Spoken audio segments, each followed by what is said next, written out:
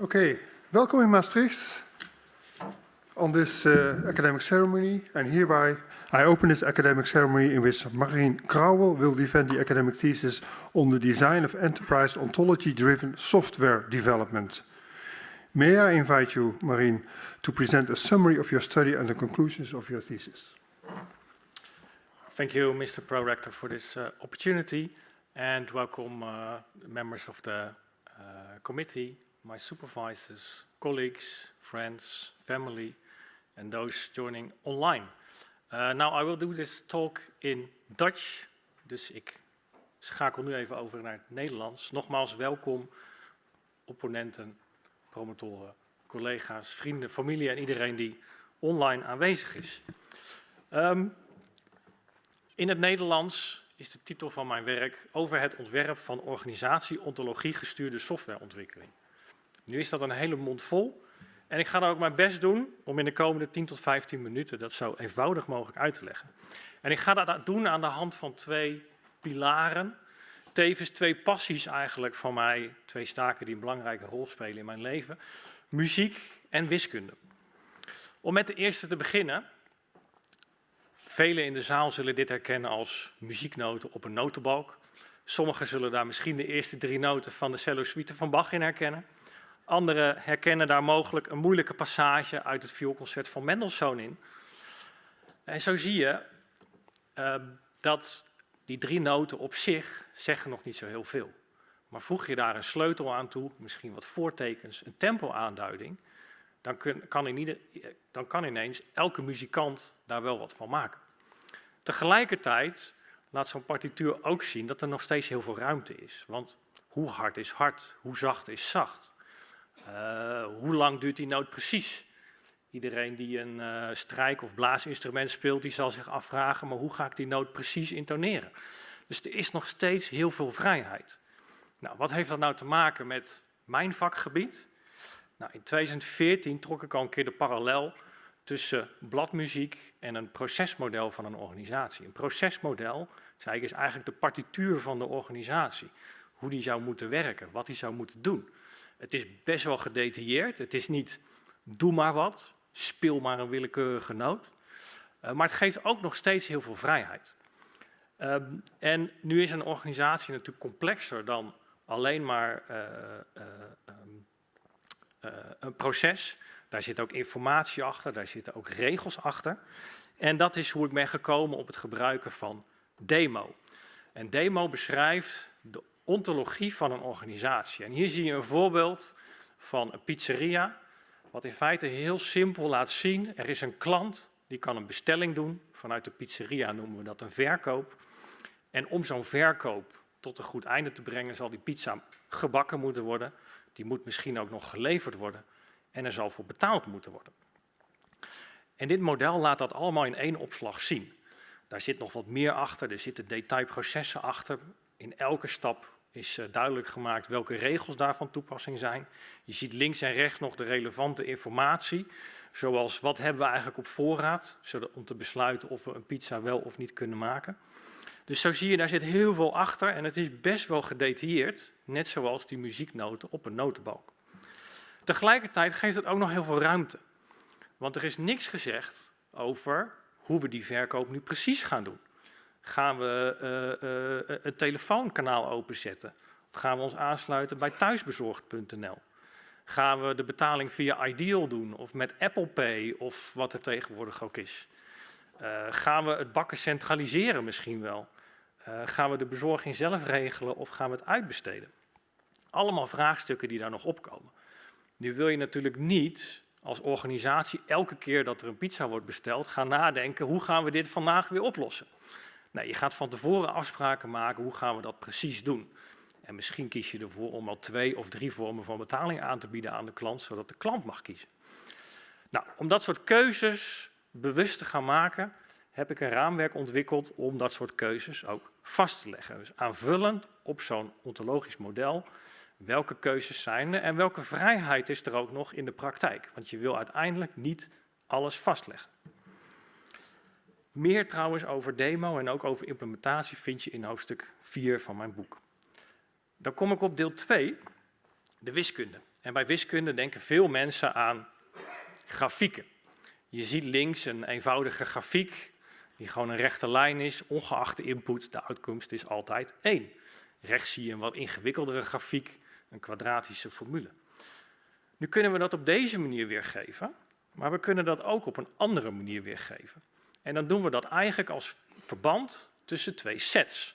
Dus je ziet hier wederom hoe je dit op een andere manier kunt weergeven als eigenlijk een relatie tussen getallen aan de ene kant, het domein en getallen aan de andere kant, het bereik van de functie. Daarmee geef je op een andere manier dus de relatie weer tussen die twee assen van de grafiek.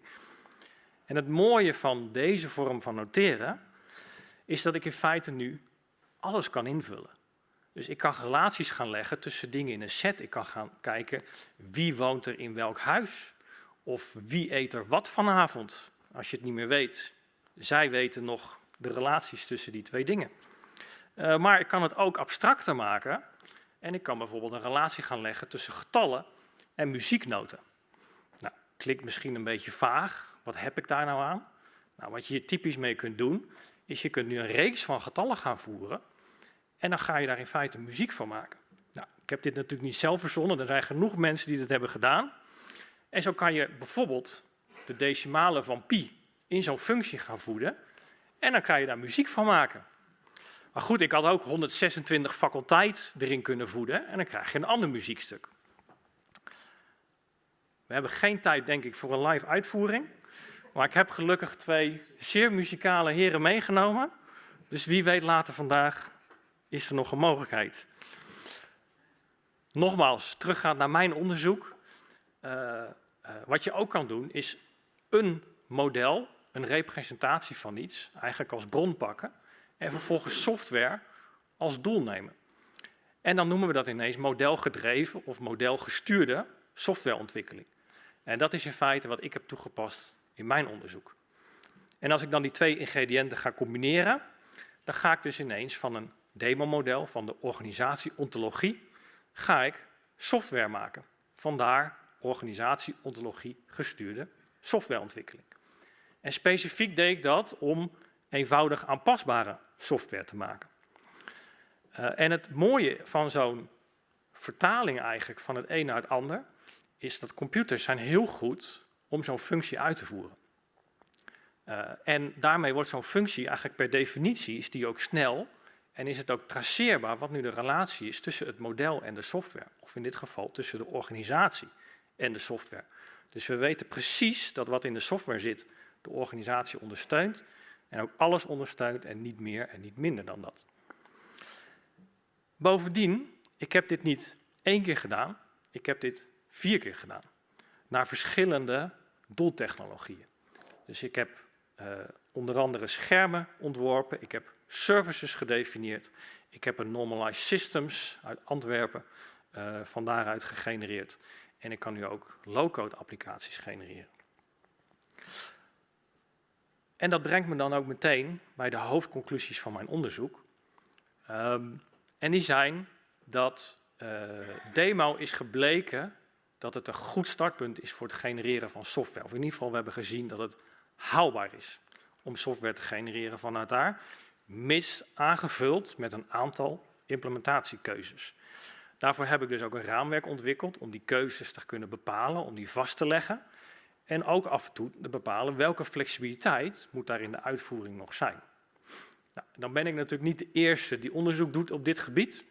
Dus ik heb ook de bestaande literatuur geraadpleegd. Wat is er al? Wat ik mogelijk ook kan gebruiken. En dat heb ik ook geclassificeerd. En daarnaast heb ik dus 5 nieuwe fragmenten, 4 transformaties en een raamwerk ontwikkeld. En daarmee is eigenlijk in zijn geheel de basis gelegd, denken we, om uiteindelijk zo'n volledige methode voor het genereren van software vanuit de ontologie van een organisatie, om zo'n methode daadwerkelijk te gaan samenstellen uit die diverse elementen. Dan denk je misschien, Marien, leuk dat je hier 12 jaar aan hebt besteed. Wat heb ik hier nu aan? Het volgende. Ten eerste betekent dit dat we eigenlijk weg kunnen van de stap waarin nu heel veel handmatig wordt gespecificeerd en gecodeerd in de software. We kunnen nu namelijk de organisatie gaan modelleren. En dat model is de software. Daar zit geen stap meer tussen. En nou ja, het weghalen van de mensen uit die stap, dat kan in ieder geval ervoor zorgen dat daar veel minder fouten ook in voorkomen. Wat dat ook betekent, is dat vanuit een organisatie je ineens in termen van de organisatie eigenlijk software kunt gaan definiëren. En daarmee denk ik ook dat het een abstractie is boven bestaande low-code platforms weer, waarin je in nog minder technische termen en in nog meer termen die relevant zijn voor een bedrijf, in feite je software kunt gaan definiëren. En dat betekent ook dat je uiteindelijk met minder technische kennis meer en sneller software kunt gaan ontwikkelen.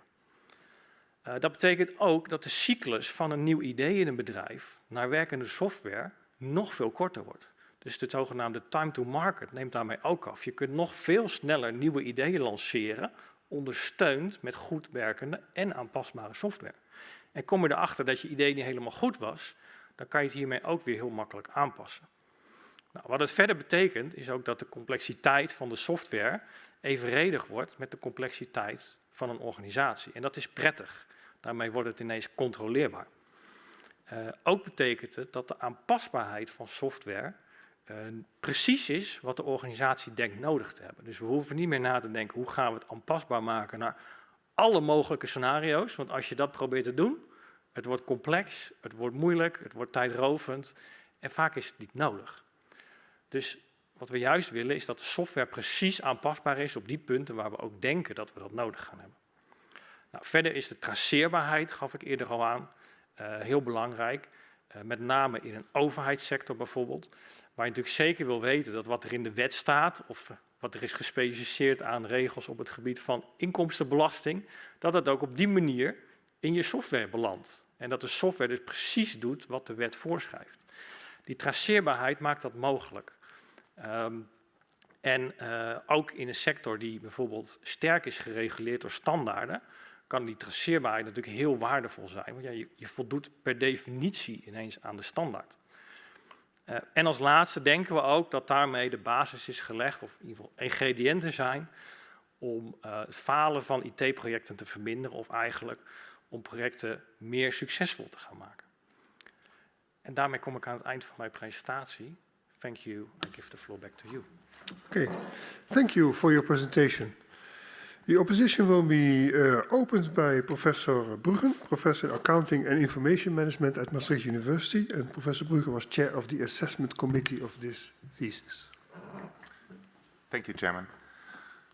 Marien, thanks for this presentation. First of all, congratulations to the completion of your dissertation project. This dissertation was, I think so far, one of the most technical dissertations I've ever read. It was a bit of a challenge, a bit of a struggle for me. I got through it, so I read it, and I mostly understood it. So that leaves me with a couple of questions that I would like to raise here. So while reading your manuscript, your idea of a theory is very different what I have in mind of a scientific theory. And so you describe things as relatively normative, whereas in my little world, we use theories in a different way. So what I would like to hear from you, first of all, is how do you define theory in your dissertation in general? What's the idea of theory here? And I was missing a little bit a theory or a prediction, why are things happening? So modeling, making choices in our organization, doing this, doing that. A software is good or is bad. Transparency is good or bad, right? What's the theoretical prediction here? As an example, transparency, you just mentioned also in your presentation, excuse me, that transparency is something which is very, very good, right? I can give you hundreds of reasons why transparency is terrible. We shouldn't have it, right? So, and that depends on your theoretical point of view, right? On which side you stand or whatever your incentives are.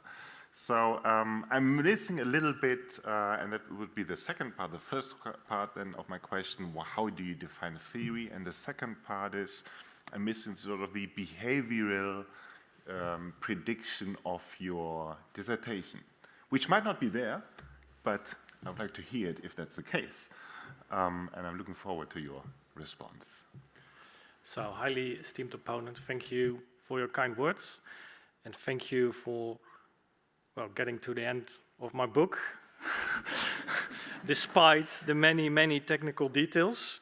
Although I think, well, I could have gone way farther, I think, but... No doubt, I believe that.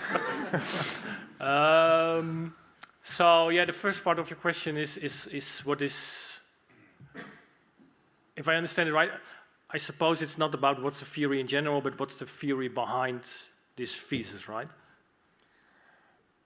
Well, it boils down to what's the theory behind this thesis, Yeah. Yes.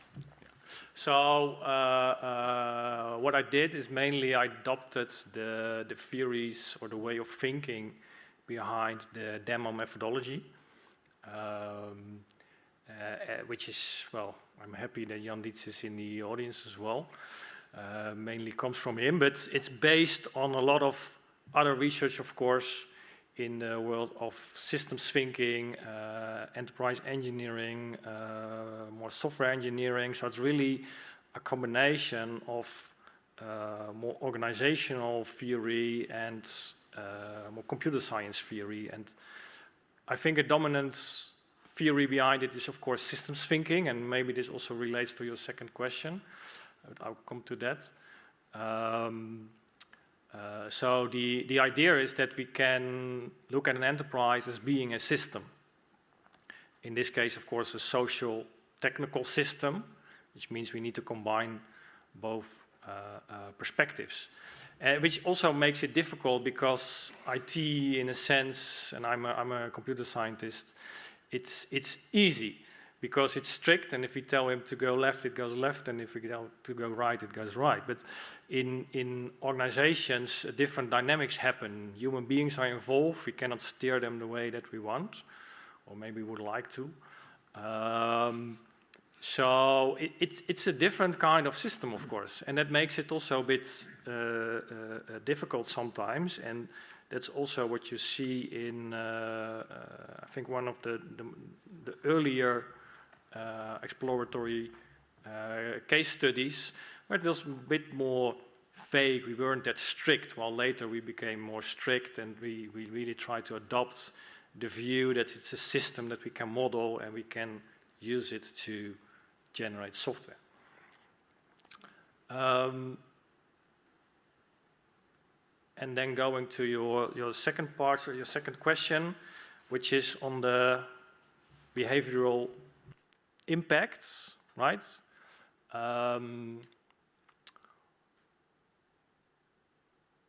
Could you maybe clarify what you mean by that? You describe a system, you develop a system, but my feeling is no one says whether it's good or bad. You said it's a good system, right? In the conclusion, I've developed this, and because it's good, right? Besides you, who says that it's good? Yeah.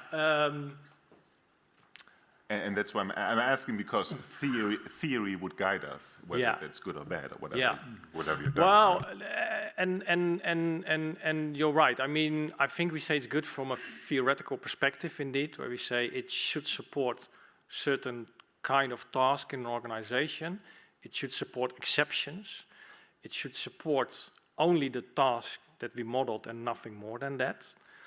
Other criteria, of course, are in the area of the adaptability. It should be adaptable so that we can change it for the future.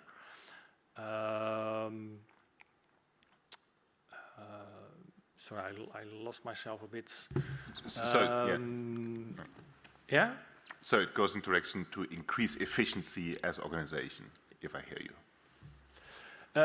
It's indeed, it's also about efficiency, but it's more also about being theoretically complete. So from a theoretical standpoint, we can say it's good.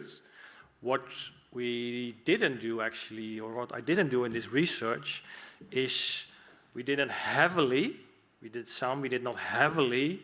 check with end users whether the software really supported what they were doing. The question, of course, is that a problem for this research? I don't know. And the question then also is the transformation wrong, or was the input model maybe wrong? So there are different criteria which makes it a whole other kind of research, I guess. So this research was really from a more theoretical standpoint. Can we do something like that? And can we say that from a theoretical standpoint, it's complete, it's good, as you say? Thank you. Thank you. The opposition will be continued by Dr. Purwell. Dr. Purwell is Associate Professor in Conceptual Modeling and Implementation. Dr. Purwell is member of the Assessment Committee and he's affiliated to the Czech Technical University in Prague, and he is online with us. Dr. Purwell, the floor is yours. Hello, everybody. Hello, Marien. First, I'm sorry I cannot be with you today in person. These weeks are unfortunately very crazy, but I'm happy that I can be here at least electronically during this very important event. And in my review, I was writing a lot of praise on the thesis, especially with the width and breadth of the case studies and of the ground covered of different enterprise and software challenges that you addressed on a very elegant and very effective way. On the other hand, what I was arguing is that I would like to see a more even more formalism. So, as you can see, the other reviewer said that was almost so too much. Maybe you are perfectly in the middle. So, but for me, as a computer scientist, I would love to have more structured, detailed, and formalized approach to the formation of the method fragments, and also their limitations and completeness and all these things. But at the same time, I'm pretty aware that this is a really hard task. And to be frank, I haven't seen a dissertation thesis that would do that in a really fully rigorous way. So you did definitely great job, and I'm fully convinced that this is a dissertable results of the research. As for the question, especially listening to your presentation now, it was a little bit marketing presentation, because you generally said, well, I solved the problem. We have the enterprise models. I made a method to implement them in software. Now let's use the low-code platforms that work and that can do a lot of jobs. So then use low-code platforms, and you get the working software. You get the agility and many other positive things. What I missed here is seeing also some limitations, right, in this approach. Especially, we can of course talk a lot about these things. If you could now please focus on the limitations of the choice of low-code platforms.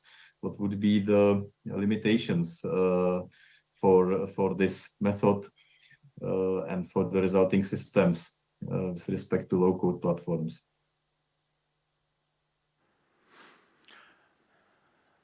Esteemed opponents, thank you for your question, and thank you for, well, naming my presentation a marketing presentation. I think I didn't know I was good in marketing. So if I understand right, and the audio is not always spot on here, if I hear you right, you want to know about the limitations, especially regarding low code for the method that I designed, right? So, yes, indeed. well, I think, I mean, more in general, we already discussed one. I mean, the involvement of end users was limited. So that's already one limitation of the research. But again, my research really was an exploratory research in which we mainly tried to show that such an approach was feasible. We tried to get more understanding of the problem or maybe problems at hand.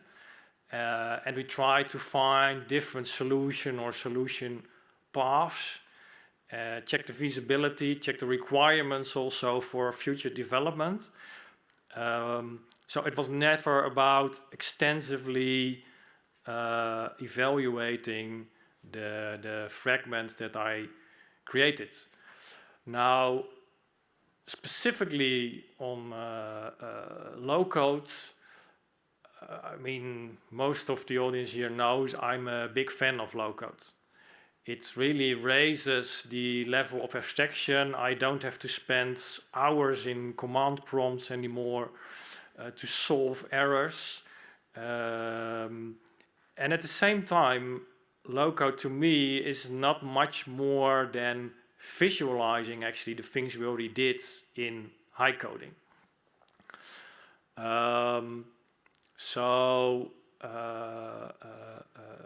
Yeah, is there a limitation? I think any limitation regarding low code could immediately be a limitation regarding high code.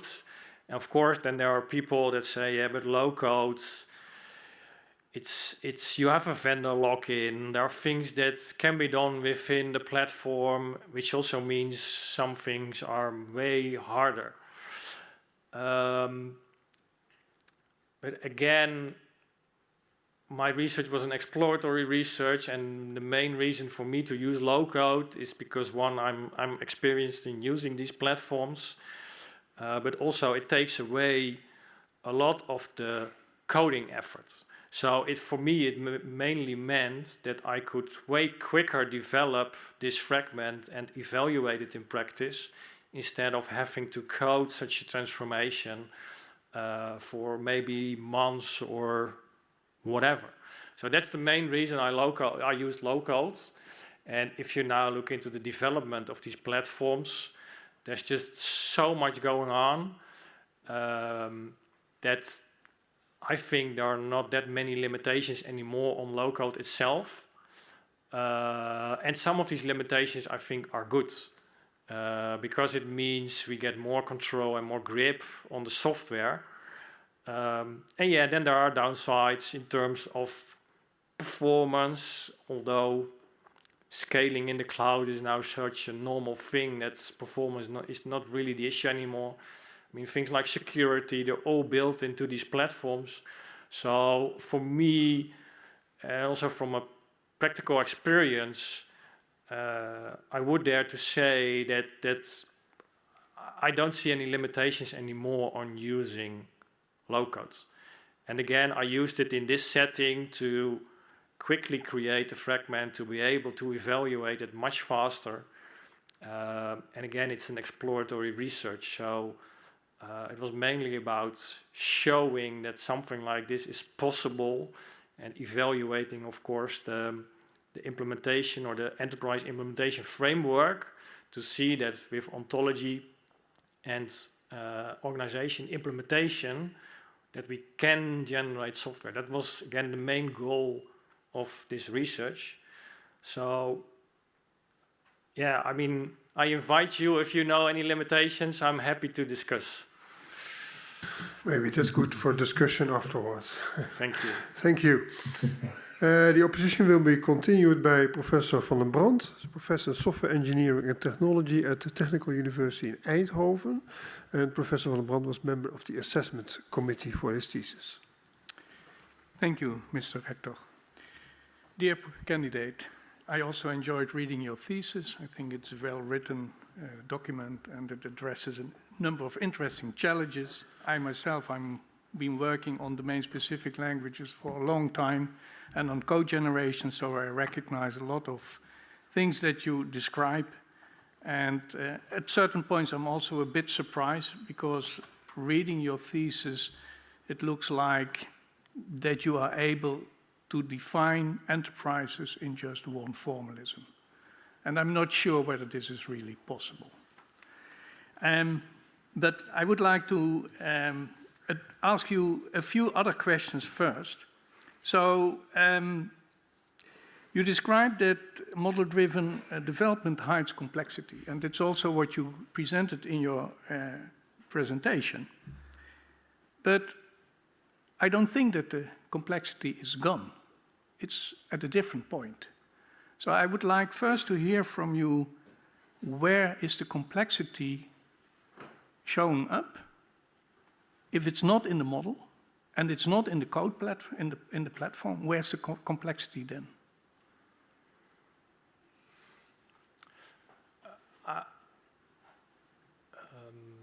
So, highly esteemed opponent, thank you for your question. I'm a bit in doubt in the sense that I'm not sure whether I've written that there's no complexity in the enterprise models. I believe there's a lot of complexity in these models. Mm-hmm. And why I'm fascinated about model-driven development is because the complexity in software sort of mirrors the complexity in the enterprise model. So it's not bigger or doesn't grow faster than the complexity in the enterprise or the enterprise model grows. And I think that's important to get a grip, to get control on the software that we develop. But at the same time, you say that you raise the level of abstraction.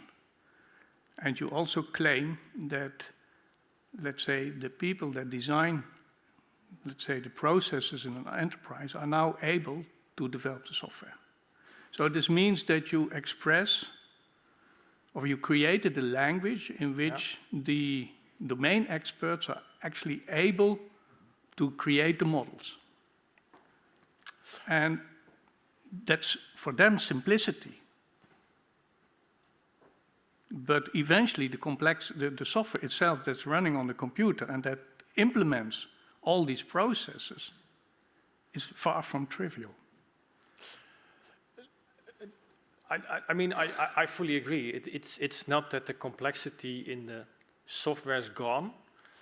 I think the main difference between the complexity nowadays in software and the approach that I suggest is we move the complexity to the level of the enterprise model, which doesn't mean it's a trivial job to detail those models. I'm not claiming that. And we provide courses on demo. You have to spend 4 days at least, and that's only a part of the input models. So it's definitely not a trivial job to do that. But I think the main difference is it's in terms of an organization, and it's not anymore in specific technical terms. What happens nowadays, and I've been developing software for more than 12 years, a lot of engineers, they take implementation decisions while coding. They do assumptions. That's just what happens. And sometimes they're aware of that, and only some amount of them, or sometimes they check those assumptions, which means there's currently a lot of hidden complexity in software. And that's what I try to achieve, to make explicit those decisions in terms of implementation design decisions, and to add that on an abstraction level that enterprise users may be able to understand. Maybe they need some help still, but I want to get away from specifying it in technical terms, or even worse, only putting it in the software and not making explicit that it is there. It's the hidden complexity that we want to avoid. But that's also, in that sense, the goal, what a lot of domain-specific languages aim for, to create a language in which the domain experts can express what they want. Yeah. I'm still looking for the complexity somewhere, because I think that because if you create a domain-specific language, a lot of people say, then we are done. But that's completely not true, because you need to develop the code generators, you need to develop the model transformations, and this is, I think, where the complexity and the real effort is gone. It has to be invested. And that is, in a way, also related to, let's say, one of the claims that you make that, I think it's on page 47 of the thesis, the complexity reduction by, for instance, pre-built components. You still need to have these code generators, and you still need to implement them. And I think that's where the real effort is, and you have to maintain them. Yes, I mean, of course, there is a lot of complexity involved in creating these transformations. I think the main difference between such an approach from, and you mentioned domain-specific languages. I mean, I used an existing language, demo, but I think aside of that, I think the pretty thing from model-driven development is we can create such a transformation once. And maybe we need a few iterations because it's not easy. I fully agree. But once we have such a transformation available, you can feed different models, instances of these domain-specific languages. You can build a lot of software in very limited time. And I think that's also the foundation of the local platforms nowadays that you're referring to on page 47. So it hides the complexity in the sense it is there, but it's hidden for the users of the platform because they can create software in terms they understand or that we make sure they understand. So yeah, of course, there's some complexity is still there, and the main thing that I try to achieve is to make the complexity explicit on the level where it originates and not hidden in some software. Okay, thank you. Thank you. The opposition will be continued by Professor Mulder. Professor Mulder is professor in enterprise modeling at the University of Antwerp. Dear candidate, dear Marien, it was a long trip for you. A trip from starting in Delft, then to Antwerp, then to Nijmegen, and then of course here to Maastricht, where actually it all started, because the first time I met Jan Dietz was more than 30 years ago in this area. So we have some questions. You also had some questions, but you also had particularly on page 116 2 question marks, which were not answered. So we are really interested in your ideas. So let me explain a little bit more about this question on table 8.1. And they are about the existence law and the occurrence law. Your comment on them on the next page is for the demo existence and occurrence law. It is not just immediately clear how they can be supported by a normalized systems element. The position is that there is a redundancy in the list of demo models. The existence and the occurrence laws are declarative rules concerning the state space and the transition space of the production world of the organization under consideration. Together they define the set of lawful states and the set of lawful state transitions. It's rather hard for human beings to act while complying with all these laws. In order to simplify their task, action rules are part of the complete demo model of an organization. They operationalize, so to speak, the existence laws and the occurrence laws.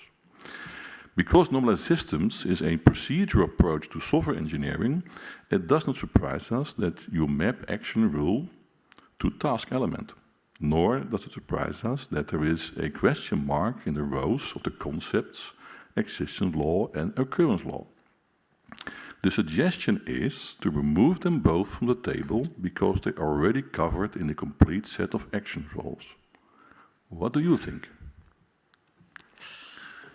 highly esteemed opponent, thank you for the introduction in some of the history of myself and some people that are here today, but also for this really intriguing question.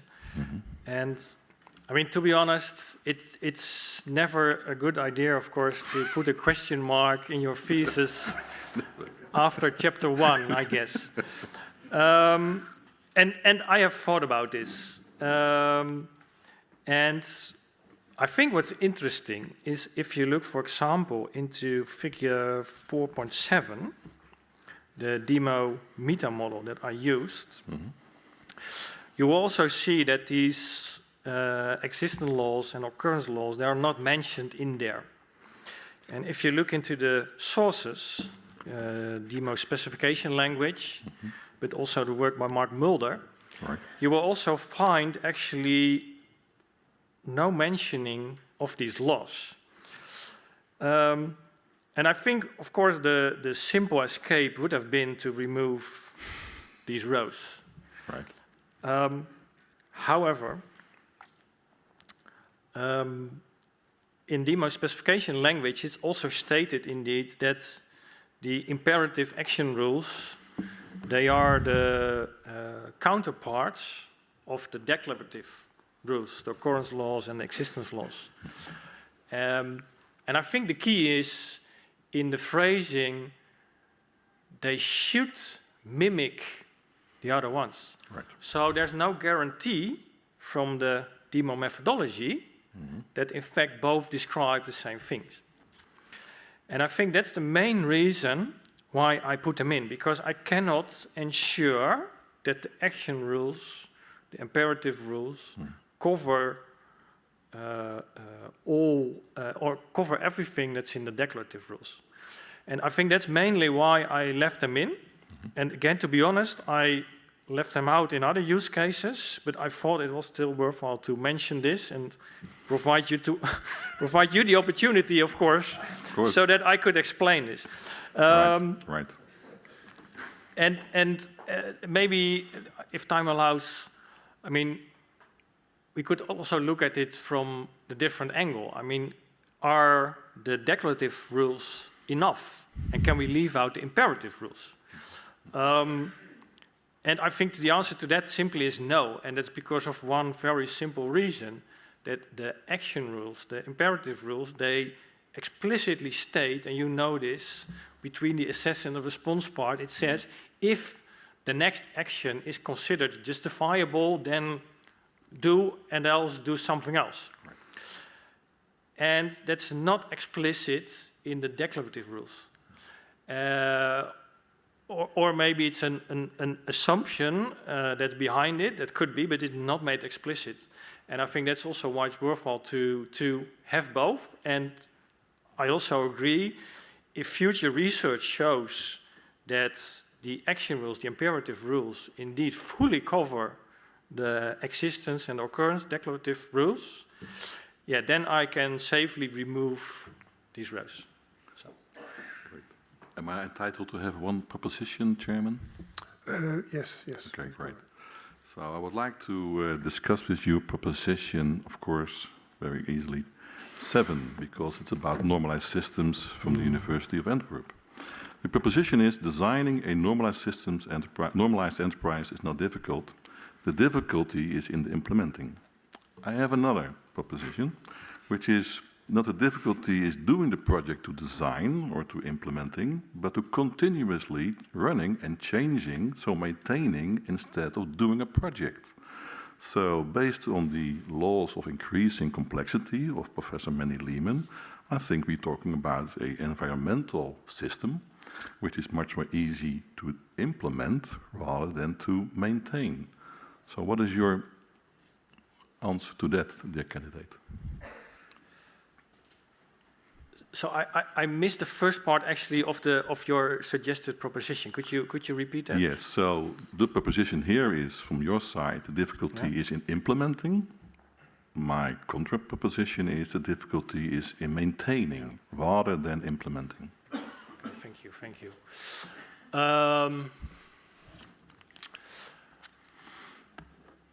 Yeah. So I mean, a lot is going on, of course, in software development, and where 20, 30, 40 years ago, we all did these big bang approaches, waterfall.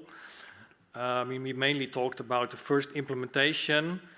It was big, it was huge, so a lot of chances it failed, and I think so that's where it also comes from a bit, that the first implementation is difficult. Nowadays, and you know this maybe much better than I do, we're talking about agile, DevOps, continuous flow, micro projects, which makes it much smaller and much easier, in fact, indeed, to create a first implementation. But of course, it's never finished. I mean, IT nowadays, we all know, yeah, this system should only be there for a year. I can assure you, 10 years later, it's still there. And it needs maintenance because it gets outdated in technological terms, but also outdated in functional terms, which means it's an ever ongoing process. And what makes it difficult, and you've referred to this, is indeed the law of Lehman, who says that changing a software system becomes more difficult over time. So, yeah, in a sense, I can only agree with your proposition that the difficulty, or the biggest difficulty might not be in the implementation, but might be in the maintenance. But still, implementation also needs to be done, and you know also better than I do, things go wrong also in that phase of But software also you development. state that the implementation now only is of 1 day. So if that is your answer, then we have implementations all day. Yeah, that's also true, but I think this is, I deliberately put in a normalized enterprise, not a normalized system or normalized software system in general. I mean, implementing an enterprise nowadays is much more work than just creating the software. And I think the main driver behind my research is, of course, to at least ensure that IT is not the slowest factor anymore.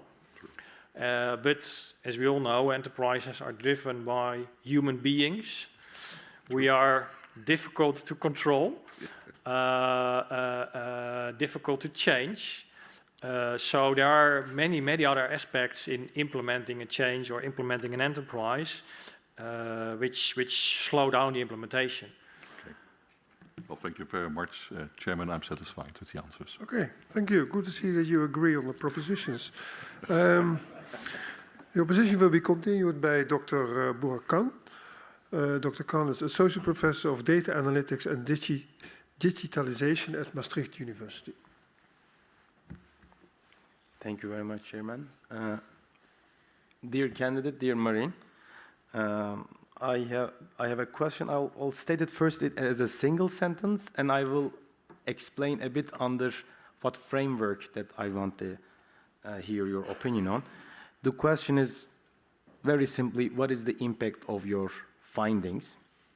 And I would like you to answer in the light of a few references and quotes that you have. You used in the very beginning of your thesis, in the introduction, you say, the thesis is about creating evolvable software.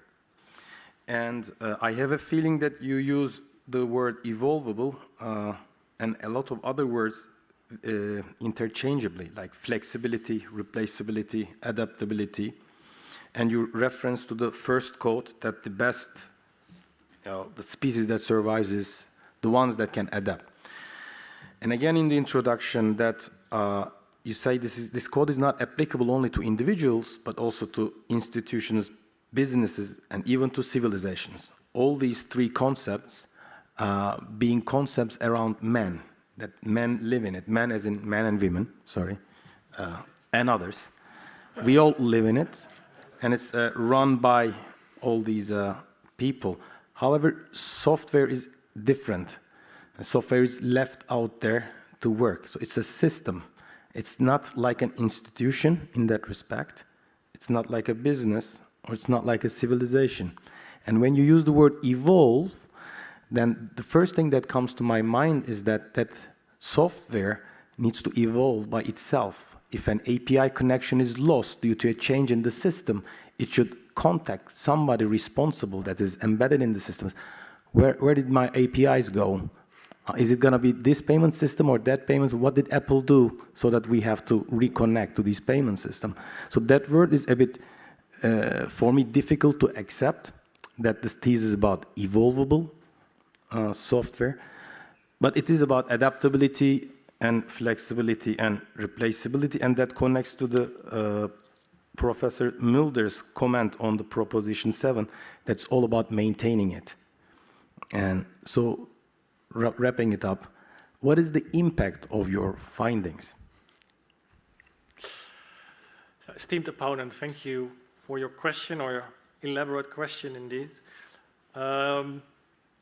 So let me maybe first talk about these different terms: evolvability, flexibility, adaptability. What I noticed in writing my thesis is that, in fact, these terms are used interchangeably. The question is whether that's fully correct, especially when we talk about evolving or evolution. It's mostly a much longer running process, of course, than the adaptability or flexibility that we need on a day-to-day basis. Still, I indeed use these terms more interchangeably, and it was mainly about designing adaptable software, in the sense that it's easy to change an implementation decision, or even add new use cases in terms of new transaction kinds, etc., which of course widens the model or the scope of the enterprise. So it's those kind of adaptations, and I think that it's formulated in chapter 1 on page 7. Indeed, adding, deleting a product or service, adding, deleting a department, functionary type, or specific technological resources, and I'm summarizing it for now. So that's mainly what the adaptability is about. And by choosing a model-driven software development approach, this requirement is easily met in the way that these are actually all part of the input of the transformation. So if we change the input, we regenerate the system, and of course the system is adapted to these kind of changes. Then the reason that I use the word evolvability also as a header here is actually it's a term that's heavily used by normalized systems theory from Antwerp, but also from the Lehman that Mulder already referred to. And of course, they have this vision that it's not about adapting now or adapting tomorrow, but adapting ever going on. I mean, imagine IT running not for 10 but for 50 years, and still adapting to changing requirements. I think that's also why we can talk indeed about evolvability. Now, you also asked me about the more general impact of my research, right? So, and again, I think this evolvability, or supporting this evolvability, is highly relevant now. Again, we all know systems that were supposed to only run for a year or two, and in the end they ran for 20, 30 years. And then suddenly we do need to change something, and the people that know the system, they are gone. And I think that's also why it's important that we start specifying software on a different level, not in technical terms of software primitives, but in terms of what the organization does or wants to do with the system. Because that stays. As I mentioned in my talk, a pizzeria is a pizzeria and a bank is a bank, and a pizzeria will not tomorrow become a bank or vice versa. So there are some long-term changes, while there are also short-term changes that we want to support. And I think that's highly relevant. And I think you mentioned a very interesting other category, I think, of change, which is my API doesn't work, or where is my API, and how am I going to solve that? And to be honest, it's a kind of change or category on the runtime level, I suppose, that, to be honest, I didn't consider. So thank you for that, and it's interesting. I'm not fully aware if there are solutions to this problem already. It's not something that I had in scope in my research. Thank you very much. I'm very sad. Thank you.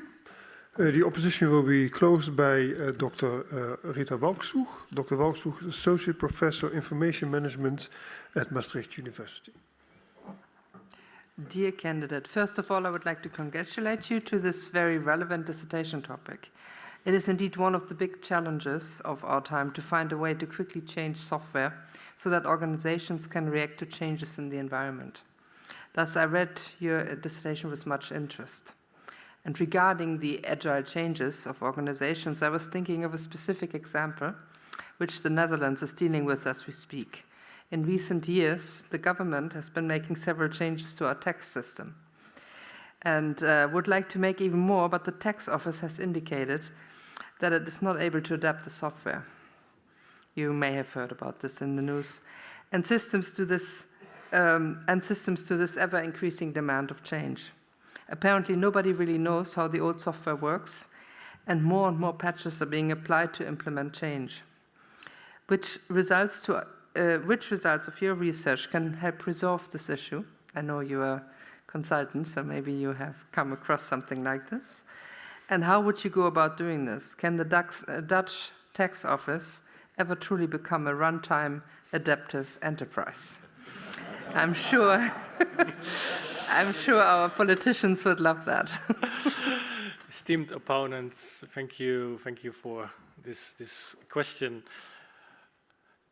Actually, I'm now in doubt whether I hope there are people from the tax office listening or not.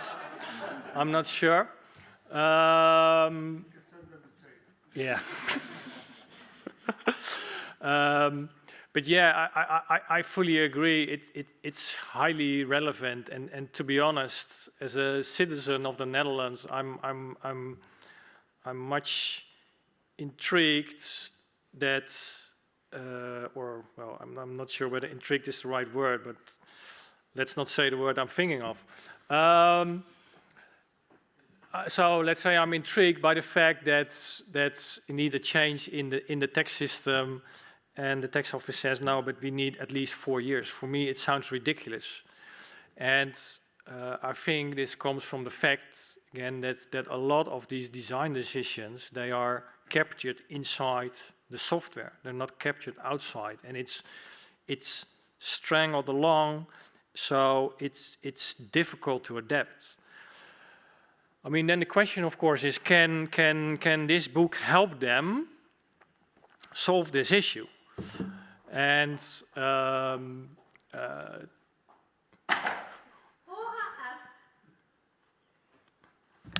you can finish your answer if you like. You can finish your sentence, let's put it this way. You can also say yes, then we are satisfied. No, thank you. Okay. Marien Krouwel, the time appointed for defending your thesis has passed. The degree committee will now withdraw to discuss the quality of your thesis and your defense. I request that you and your company await the results of our deliberations and our return in this room. Please all rise.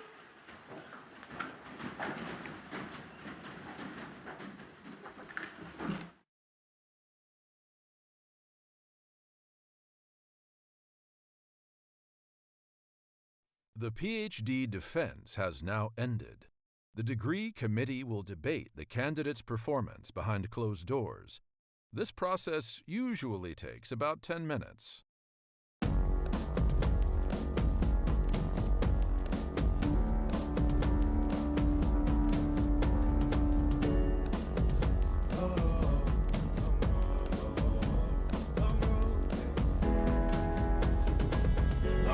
Southside, 10 miles in my rearview mirror. I know what it felt like. My goals only getting clearer. East side to the west side. No place like home. If it's questions that you've got, go the extra mile and that.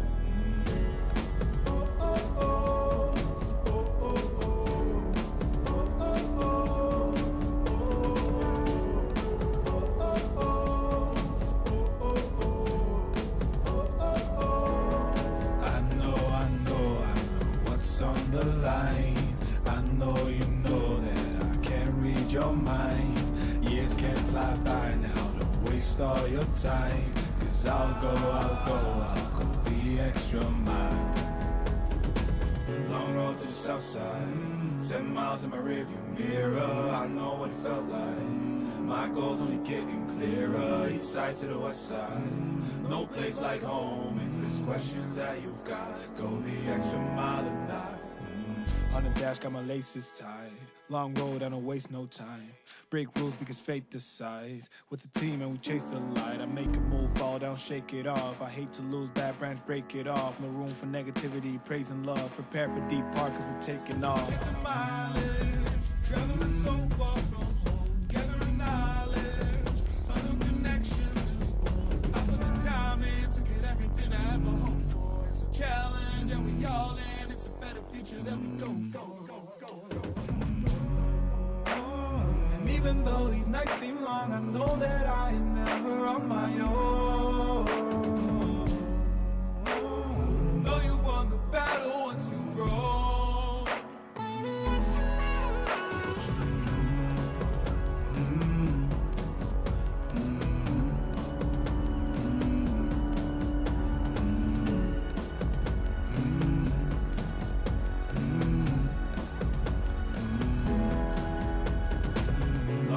Southside, 10 miles in my rearview mirror. I know what it felt like. My goals only getting clearer. East side to the west side.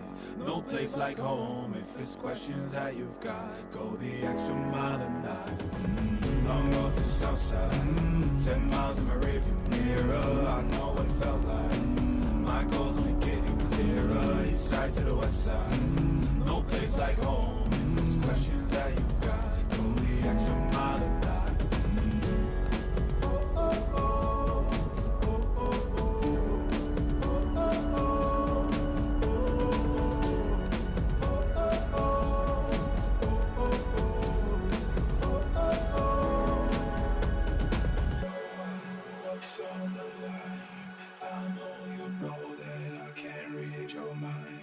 Years can't fly by now, don't waste all your time. Cause I'll go the extra mile.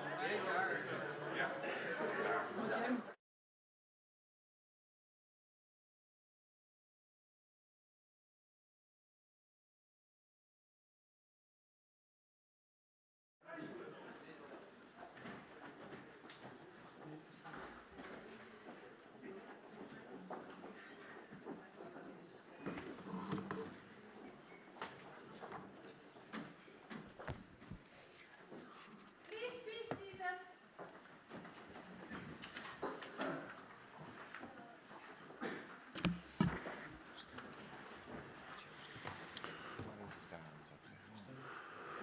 Marien Krouwel, the degree committee here present has assessed the quality of your thesis and your defense. In view of its positive verdict and taking into account your previous qualifications, the degree committee has decided to grant you the degree of doctor.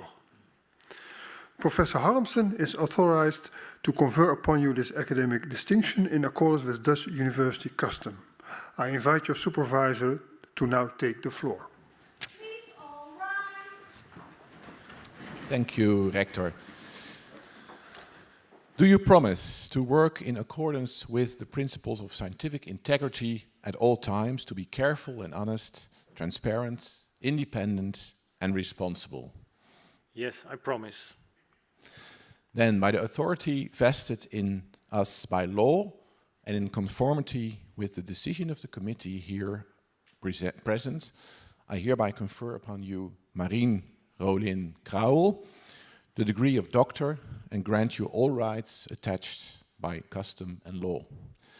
As evidence of this, I now present you with the degree certificates signed by the rector, the secretary, and the other members of the committee, and affixed with the official seal of the university.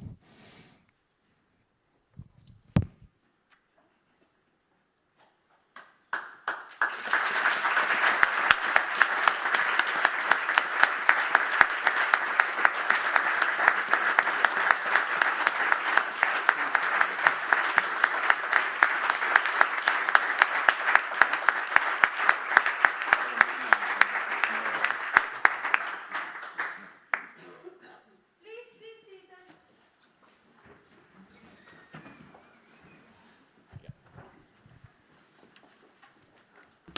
So it's now time for the laudatio.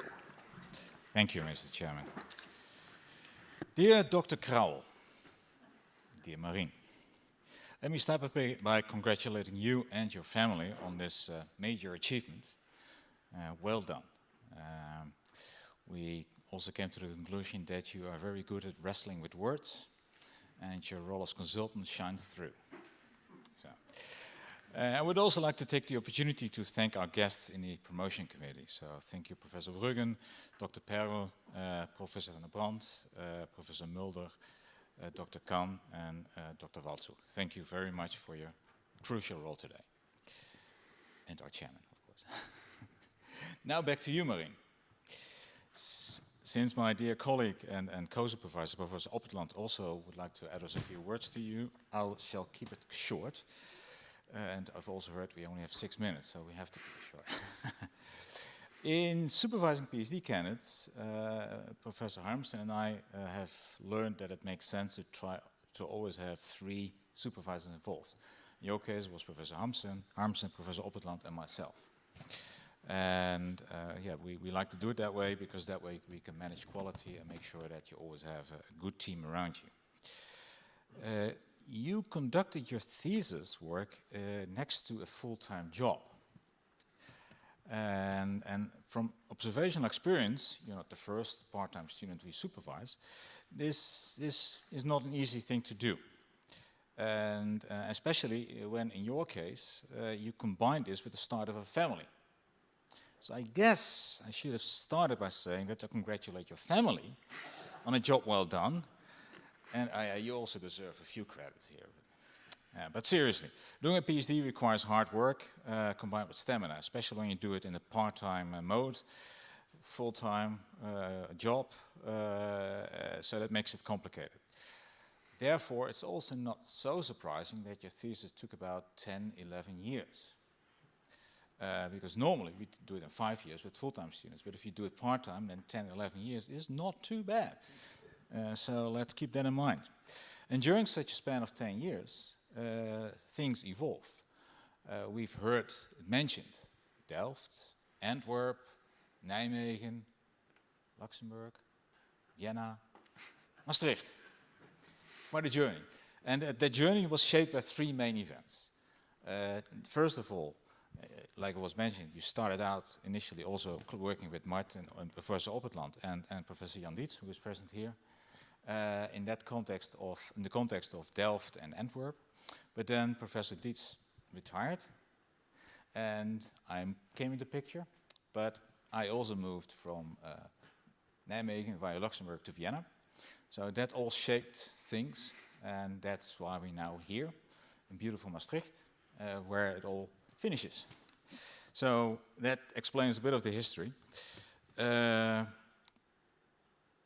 sorry, I'm lost. In your research, you have looked at the challenges involved in model-driven software engineering in a real-world context. And of course, some questions also went to notions like complexity and how things fit in a real-world context. But largely, that's where it started out from. The observation and then real-world context, that enterprises change, be they organizations, be they commercial businesses, they change, they evolve. And most of those organizations find themselves tied very tightly to the existing software, which makes change, evolvability much harder. And model-driven software engineering carries a promise. Still carries a lot of challenges, which we've heard today as well. But in your work, you tried a new approach by saying, let's start out from models that capture the transactional essence of an enterprise in terms of demo models, combined with additional choices on the design, and then generate code. And you've shown that this works. So, yeah. I think that's a major achievement. Now, like I said, I will keep it short, just to the 6 minutes. So let me finish by saying that I really also look forward to continuing a collaboration with you. And once more, congratulations to you and your family on a job well done. So now we'll give the floor to Professor Oppertland.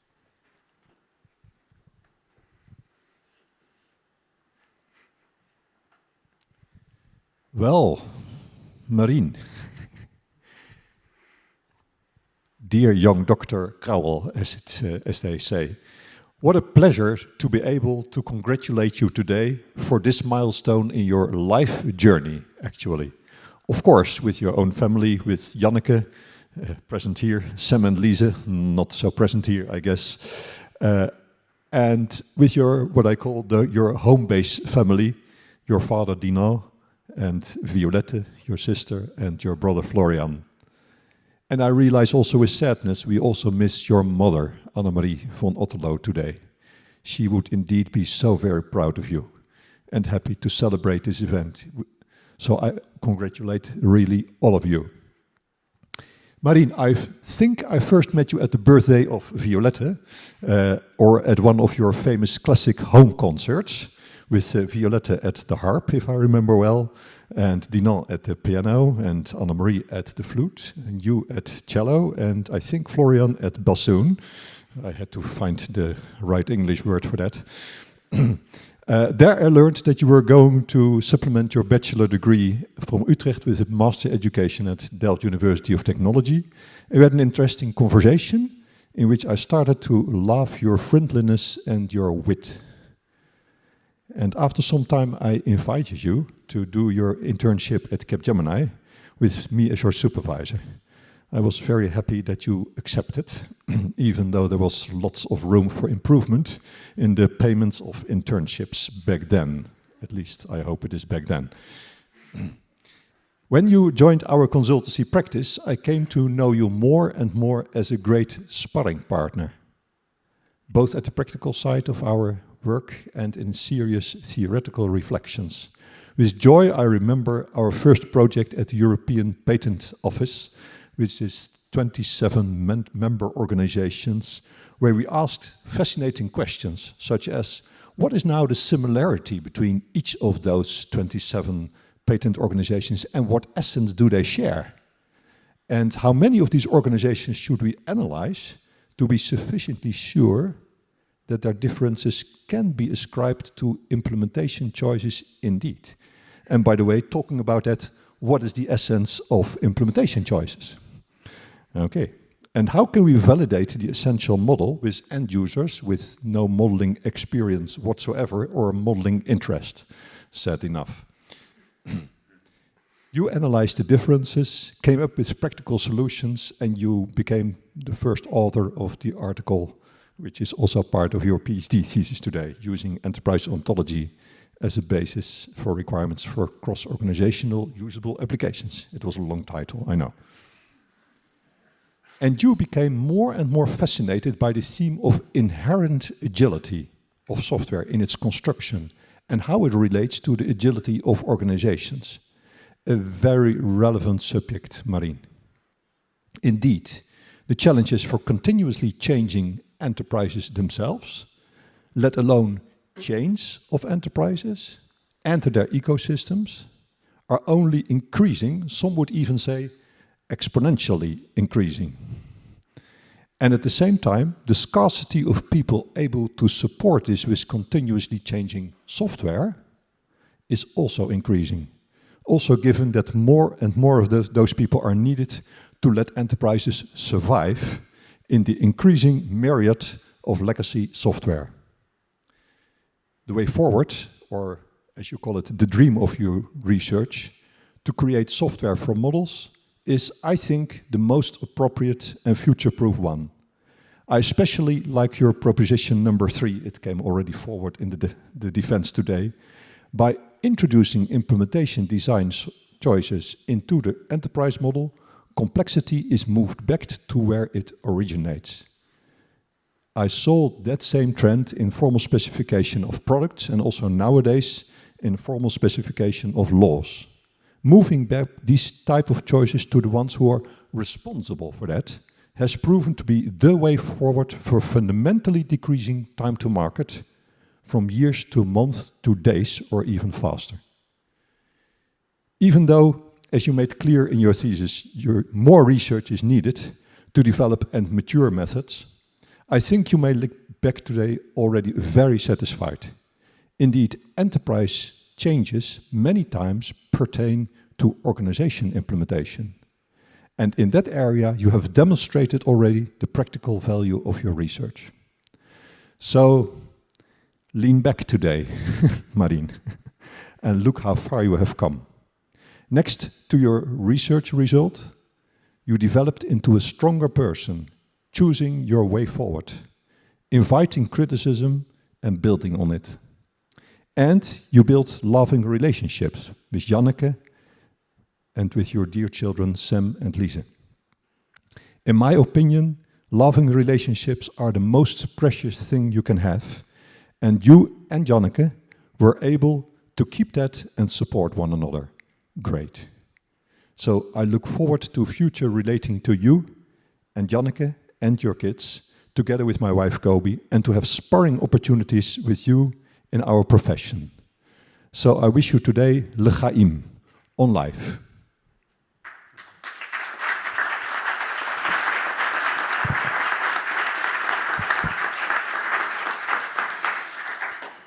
Thank you. I would like to give the floor to Dr. Pearl to give his congratulations to the candidate.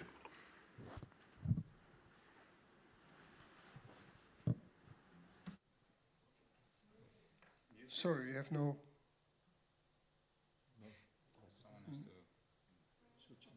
Okay. Can you unmute? Computer scientist. I'm a simple economist, so I know... Okay, well, it doesn't work, I think. Okay, well, let me congratulate you on behalf of Maastricht University and of the School of Business and Economics with the degree that you have acquired. And with this, we close the session for today. For the audience, you can leave the room and go to the refter. So you go first left and then right for the drinks. The committee stays in this room and for the picture that we make. Yeah?